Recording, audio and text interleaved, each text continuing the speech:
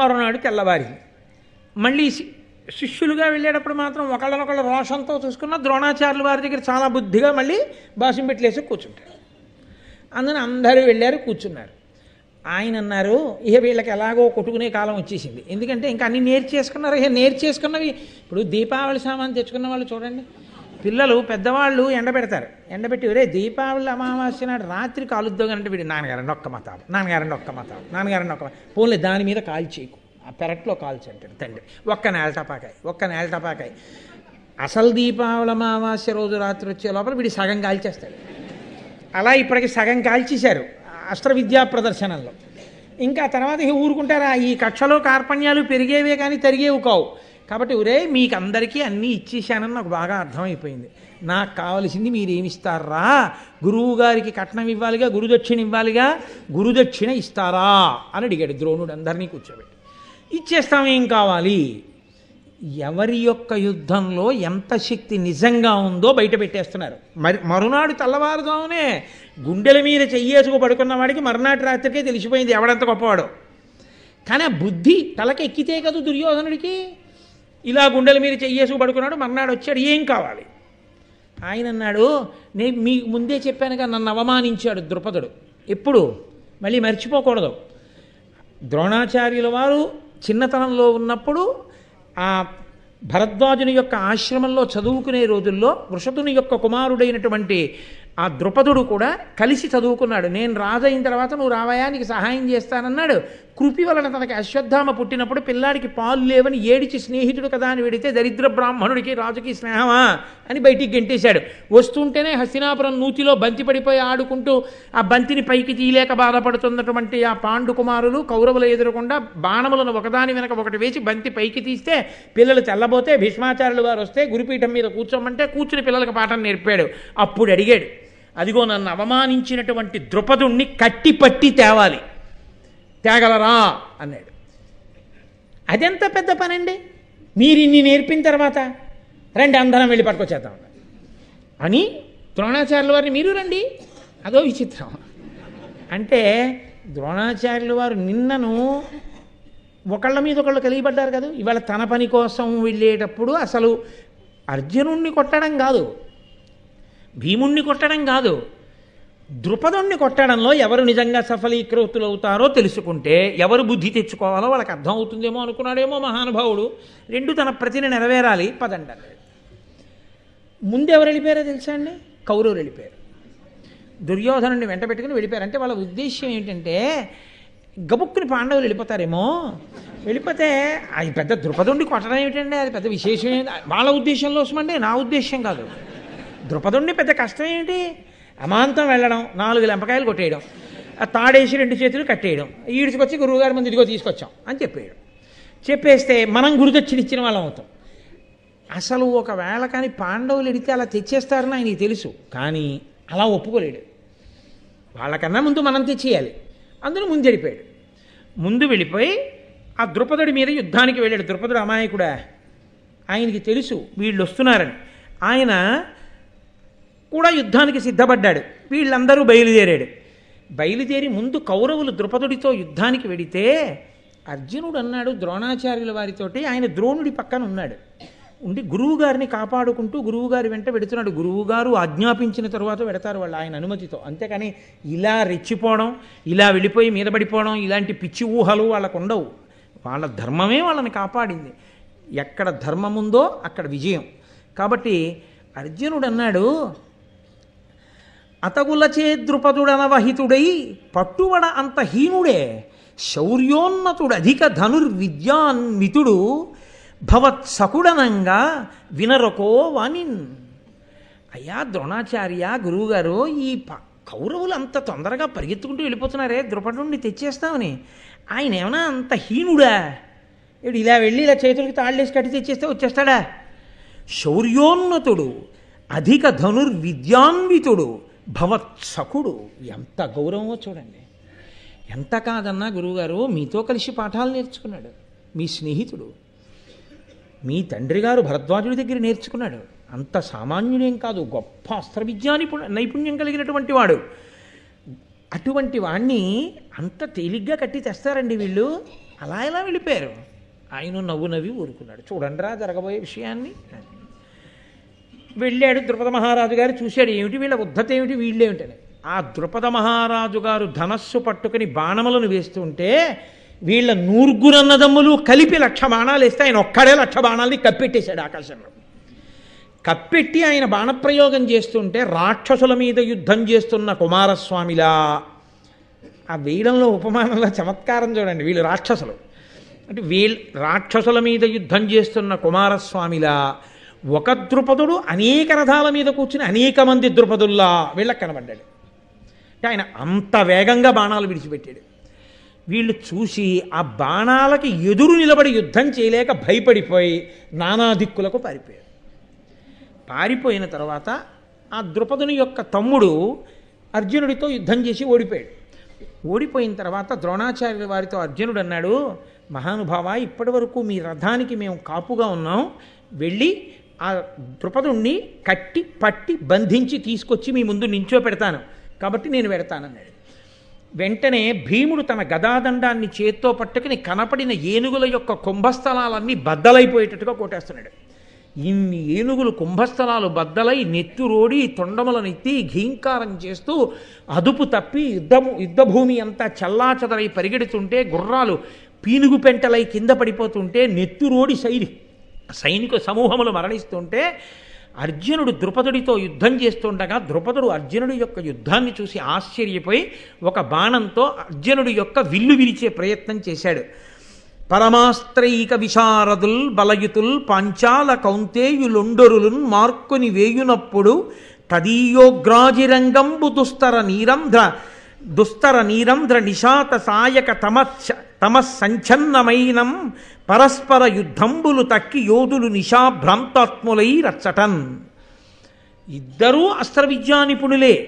ఆ పాంచాల రాజ్యాన్ని పరిపాలించేటటువంటి ద్రుపదుడు, పాండుతనయుడైనటువంటి అర్జునుడు ఒకరి మీద ఒకరు అస్త్రాలు ప్రయోగించుకుంటూ, ఈయనేమో పిల్లవాడు, ఆయనేమో మంచి వయస్సులో ఉన్నటువంటి వాడు, పెద్దవాడైన వాడు. ఇంత చిన్న పిల్లవాడు, ఇతని పౌరుషం, ఇతని పరాక్రమం, ఇతని అస్త్ర విద్య చూసి ఆయన తెల్లపోతున్నాడు. పరమాస్త్రైక విశారదుల్ బలయుతుల్ పాంచాల కౌంతేయులొండరులున్ మార్కుని యోయునప్పుడు తదీయోగ్రాజిరంగంబు దుస్తర నీరంధ్ర నిశాత సాయక తమస్సంఛన్నమైనం పరస్పర యుద్ధంబులు తక్కి యోధులు నిశాభ్రాంతాత్ములై రచ్చటన్. మిగిలినటువంటి యుద్ధవీరులందరూ యుద్ధం మానేసి ద్రుపద అర్జునుల యొక్క యుద్ధాన్ని అంత ఆశ్చర్యంగా చూస్తున్నారు. ఒక బాణంతో అర్జునుడి యొక్క ధనస్సు విరిగిపోయేటట్టుగా కొట్టాడు ద్రుపదుడు. వెంటనే తన ఉన్న రథం మించి కత్తి తీసి కత్తి పట్టుకుని ద్రుపద మహారాజు కూర్చున్నటువంటి రథం మీదకి దూకి ఆయన్ని యుద్ధంలో ఓడించి కంఠం మీద కత్తి పెట్టాడు. ఎక్కడ కదిలితే తమ రాజు యొక్క కంఠం నరకబడుతుందోనని కాకావికలైపోయి ద్రుపదుని సైన్యం అంతా చల్లాచెదరైపోయింది. వెంటనే భీమసేనుడు అర్జునుడు కలిసి ఆ ద్రుపదుడి కాళ్ళు చేతులు కట్టేసి రథచక్రానికి ద్రుపదుణ్ణి కట్టి తీసుకొచ్చి ద్రోణాచార్యుల వారి ముందు నించోబెట్టారు. గురువుగారు, ఇదిగో మీరు అడిగినటువంటి గురుదక్షిణ సమర్పించాం. మీరు ఏ ద్రుపదుణ్ణి కట్టి పట్టి తీసుకురమ్మన్నారో అటువంటి వాణ్ణి పట్టి తెచ్చాం. కాళ్ళు చేతులు కట్టబడి ద్రోణుడి శిష్యుల చేత ఇంత అవమానాన్ని పొంది తల ఉంచుకుని, నిజంగా ఆ క్షణంలోనే అర్జునుడు ఆక్రమించినట్టు పాంచాల రాజ్యాన్ని, పాండవులకు వచ్చేసింది ఆ రాజ్యం, తల ఉంచుకొని సిగ్గుతో నిలబడిపోయినటువంటి ద్రుపదుని ద్రోణాచార్యుల వారు చూశారు. చూసి ఆయన అన్నారు, వీరెవ్వరయ్యా? ద్రుపద మహారాజులే ఇట్లు కృపణులై పట్టుబడన్ వీరికి వలసనే. అహహా మహారాజ్యమదాంధకారమది వాసెనుకో. ఓహో, వీరెవ్వరు? ద్రుపద మహారాజు గారా? ఏమిటి, మీరు శత్రువులకు పట్టుబడ్డారా? అయ్యయ్యో, బాగా తీరిందా రాజ్యమదాంధకారం? ఇప్పటికైనా ఒళ్ళు పొగరు తగ్గిందా? ఎవరితో ఎలా మాట్లాడాలో అర్థమైందా అని అడిగాడు. సిగ్గుతో తల పైకెత్తలేక అలాగే తల ఉంచుకు నిలబడిపోయినటువంటి ఆ ద్రుపదుణ్ణి చూసి ద్రోణుడు అన్నాడు, ఇంకనైనా మమ్ము నిరుంగంగనగునొక్కో అనుచు ఉల్లసంబులాడి ద్రుపదు విడిచిపుచ్చే గురుడు విప్రుల అలకయు తృణ హుతాశనంబు దీర్ఘమగునే. వెంటనే ద్రోణాచార్యుల వారు పరిహాసమాడి, అర్జునుణ్ణి పిలిచి కట్లు విప్పేవయ్యా, స్నేహితుడు కదా వెళ్ళి రాజ్యం ఏలుకుంటాడని ఆ కట్లు విప్పించి ద్రుపదుణ్ణి విడిచిపెట్టేశాడు. నన్నయ్య గారు అన్నారు, గడ్డి మంట బ్రాహ్మణుడి కోపం చాలా కాలం ఉంటాయా, ఆరిపోతాయి. అందుకని అలా కట్టి త్యాగానే ద్రుపదుణ్ణి చూసి 4 మాటలని వదిలిపెట్టేశాడు ద్రోణాచార్యుల వారు. ఎవరు చెల్లించినట్టు గురుదక్షిణ? కర్ణుడు ఉన్నాడుగా, మరి ద్రుపదుణ్ణి ఎందుకు ఓడించలా? దుర్యోధనుడు ఉన్నాడుగా, ఎందుకు ఓడించలా ద్రుపదుణ్ణి? కర్ణసహితుడైన దుర్యోధనుడు ఎవరిని ఓడించలేకపోయారో ఆయనని భీమసేనుడు, అర్జునుడు, నకుల సహదేవులు, ధర్మరాజు గారు కలిసి ఓడించి తీసుకొచ్చి గురుదక్షిణ చెల్లించారుగా. ఇప్పటికైనా తను నమ్ముకున్న బలాలు ఎంత గొప్పవో తనకు అర్థం అవ్వాలిగా. అర్థం అవ్వకపోవడమే కలిపురుష లక్షణం. అర్థం అవ్వకపోవడమే అధర్మమునందు అనురక్తి. అర్థం అవ్వకపోవడమే మూర్ఖత్వం. లేకపోతే ఆ అగ్ని అలా ఎందుకు పెచ్చరిల్లుతుంది? కాబట్టి ఇప్పుడు పాండవుల పట్ల మిక్కిలి ప్రీతి చెందాడు ద్రోణాచార్యుల వారు.